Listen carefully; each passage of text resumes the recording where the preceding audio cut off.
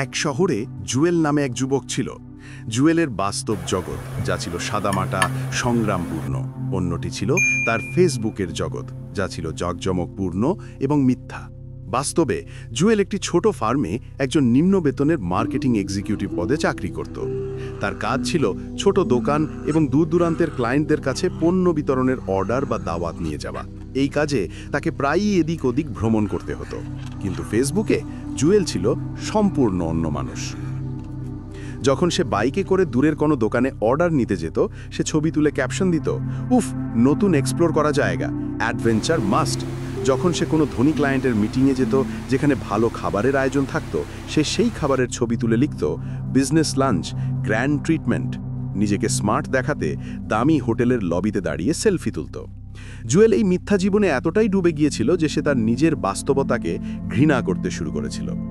জুয়েল নিয়মিত একটি বড় ইভেন্ট ম্যানেজমেন্ট কোম্পানির ক্লায়েন্টকে দাওয়াত দিতে যেত। একদিন সকালে জুয়েল ফেসবুকে একটি ছবি পোস্ট করেছিল।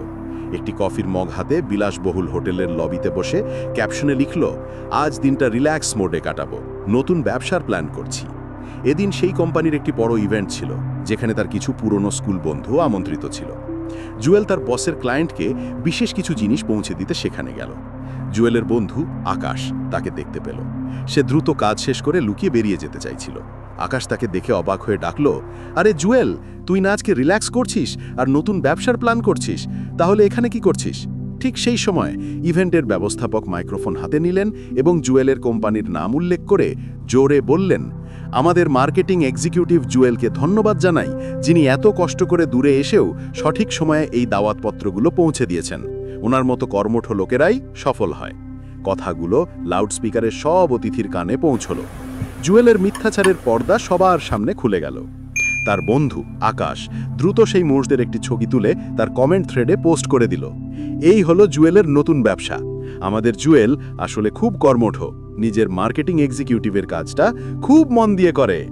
জুয়েলের মান ইজ্জত ধূলিসাৎ হলো। সে লজ্জায় সে স্থান থেকে পালিয়ে গেল। পরের দিন তার ফেসবুক পোস্টগুলো নিয়ে হাসি ঠাট্টা আর ট্রোলের বন্যা বইল। নিজের বাস্তবকে আলিঙ্গন করুন। আপনার বর্তমান অবস্থান ছোট হতে পারে, কিন্তু আপনার কাজ যদি সৎ এবং পরিশ্রমী হয় তাহলে তাতে লজ্জিত হওয়ার কিছু নেই। সফলতার পথে থাকাটাই গুরুত্বপূর্ণ, সফল হওয়ার অভিনয় করা নয়। অন্যকে মুগ্ধ করার জন্য জীবনযাপন করা অর্থহীন। নিজেকে শ্রেষ্ঠ প্রমাণের চেয়ে নিজেকে শ্রেষ্ঠ করার চেষ্টা করুন। মিথ্যা দিয়ে তৈরি কোনো কিছুই দীর্ঘস্থায়ী হয় না। আপনি যেমন আছেন তাতে খুশি থাকুন। গল্পটি ভালো লাগলে চ্যানেলটি এখনই সাবস্ক্রাইব করুন। এতক্ষণ সাথে থাকার জন্য ধন্যবাদ।